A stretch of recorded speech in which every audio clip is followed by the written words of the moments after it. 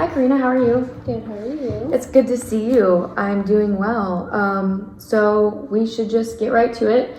Obviously, as you know, this is our third session, and we have been talking about your roommate situation and anxiety that it has been bringing you. So I know at our last meeting, we discussed some solutions, which included you moving out of the apartment, you having a conversation with your roommate, reporting your roommate to the apartment complex, or like maybe writing her a letter.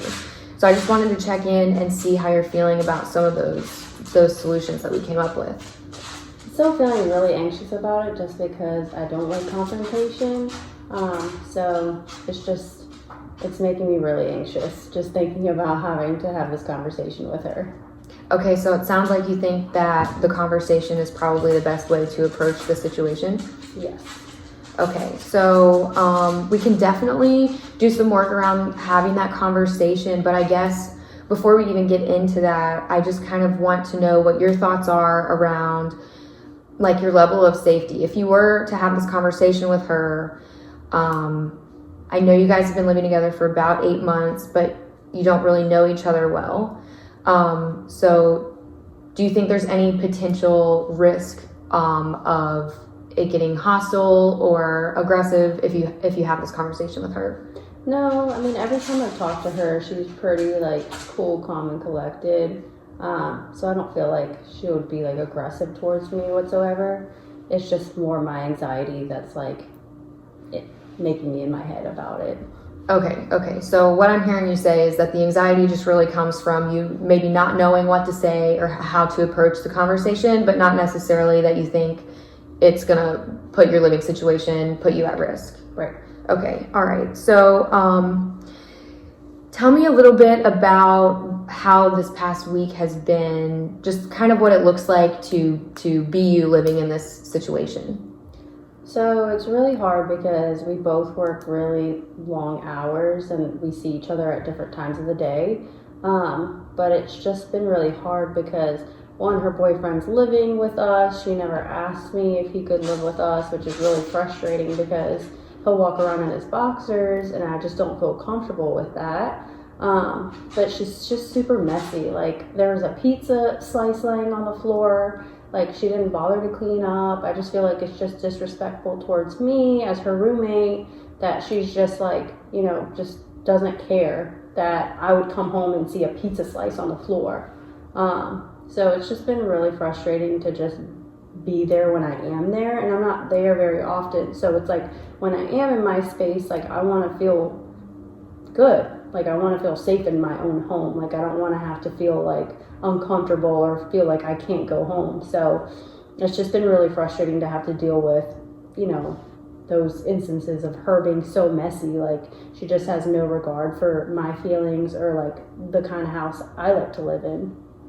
Okay, so what I'm hearing you say is you're just kind of at your wit's end because her boyfriend has moved in. She didn't talk to you about that prior to making that choice. And you kind of just feel disrespected and kind of taken advantage of by the way that she just leaves stuff around, doesn't clean up after herself. And it sounds like maybe you are spending a lot of time cleaning up after her and maybe also her boyfriend. Is that right? Yeah, I mean, like, the only way that it'll get clean is if I do it, and I don't know, I mean, I, like, aggressively clean up when I do, but I feel like that doesn't make a difference because she's just still continuing to be as messy as she is and leaving dishes in the sink, and it's just been really frustrating. So you think that without just directly confronting it, she's not really getting the picture, she's just kind of letting you clean up after them and go on about her business. Right. Okay. All right. Well, so I guess I would like for you to tell me on a scale of 1 to 10 right now in this moment, how much anxiety you have around having this conversation with her. Like an 8. Okay. Can you tell me a little bit more? Yeah, I just like feel like I'm constantly thinking about it every time I'm with my friends, it's just like I'm always venting to them about it. It's just like constantly on my mind. So it's really impacting you that you just need to handle it. Yeah. Like Okay. I just feel like it's just like the thing I talk about the most lately, which is really frustrating. Like I don't want to have to like be venting about my roommate 24/7 to my friends, which I know is exhausting to them to have to hear all the time the same reoccurring instances that keep happening. So it's just been giving me a lot of anxiety because it's just like just really bothering me, and I feel like sometimes I can't sleep because it's just like making me so anxious. Okay.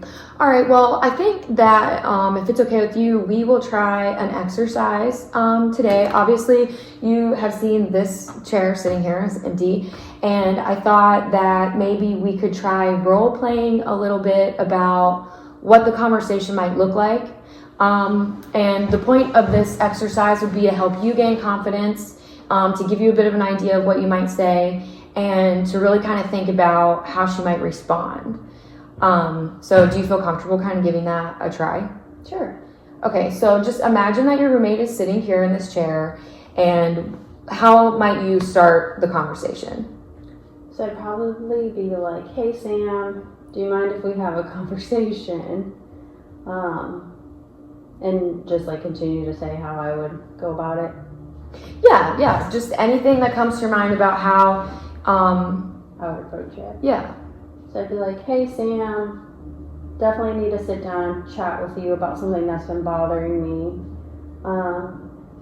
It's really frustrating that, we both work really long hours, and when I come home, I have to clean up after you.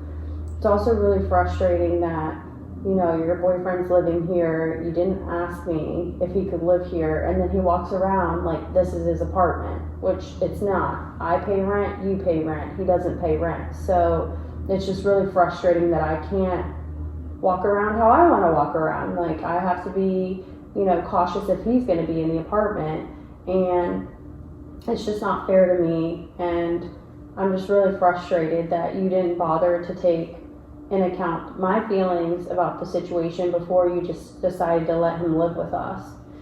And it's really frustrating that I'm constantly having to clean up after you when we're both working long hours, and you don't ever clean up after me. So why should I have to clean up after you? It's just not fair. Okay, all right. How do you think she might respond? I feel like she would just be like, we both work long hours, so why does it matter if he's here if you're not ever home? Okay. And then how might you kind of respond to that? It doesn't matter. Like, when I'm home, it's my home. I pay for it, so I should have the right to, one, be able to be happy in my house and not have to worry about, your boyfriend being here 24/7, and two, not having to, deal with cleaning up after you 24/7. It's just not fair. Like.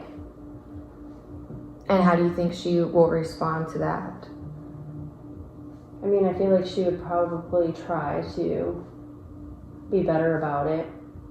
So you think it might actually improve, or at least it would bring you guys to a conversation of finding a compromise? Yeah, I feel like she would probably maybe stay at his place a little bit more, which would be fair. Or, if he's going to live with us, that's fine. Then he needs to pay some of the rent as well. Like, if that's the compromise, I'm okay with it, and I can offer that. As long as he's willing to, pitch in, then I'm okay with him being around, as long as they're also gonna pitch in with cleaning up. Got it. Okay. All right. So it sounds like you came up with some good ideas of what you might say, and for the most part, you think that if you approach it in that way, that she will be willing to at least have a conversation about finding a compromise that works for both of you. Okay, well, how did that exercise kind of feel? Like, how did that feel, pretending that she was there and role-playing it a bit? I feel good about role-playing it because it makes me feel like I can start thinking about what I'm going to say. and just have maybe a little bit more confidence behind what I'm trying to come across and say. So, I mean, it's definitely helpful. Okay, so gaining confidence about feeling prepared and what you might say is really the point of the exercise. So I'm definitely glad that that's kind of how you're feeling now that we have done it. I guess, does this conversation feel like something that's doable for you before we meet again for our next session in a week? Yeah, I definitely think that it's gotta happen sooner than later, so I definitely think it's doable to do by next week. Okay, perfect. Well, I mean, I guess I'd just like to kind of ask you the same question on a scale of 1 to 10. Now that we have done this exercise, has your level of anxiety changed since we first started versus now after this exercise? On a scale of 1 to 10, where would you kind of line up your anxiety now? I would say probably like a 4 or 5. Okay, well, that's great. That's a pretty big change. So that's really great. All right, well, so I guess, as you know, next week is our last planned session, and at that time we will terminate our meetings, but we will follow up in 2 weeks, and of course you'll have my information in case you need anything or if anything comes up, and then of course we'll meet next week, so we'll talk about how the conversation went, and then if you're having any hesitations or feeling like you can't live there anymore, or if something, crazy happens, then we'll definitely talk about that when we meet again. And so that's really great. I guess I'd like to know, since we are close to the end of our sessions, and then we did this exercise today, if you have any takeaways from all of the work that we've done together. Yeah, definitely just being like more confident in my approach. And I think that practicing really helps with that. So I feel like it makes me less anxious because I kind of have like a plan of action to take. So definitely that. Okay, well, that's great. Thank you so much. And I will plan on seeing you same time next week. Perfect.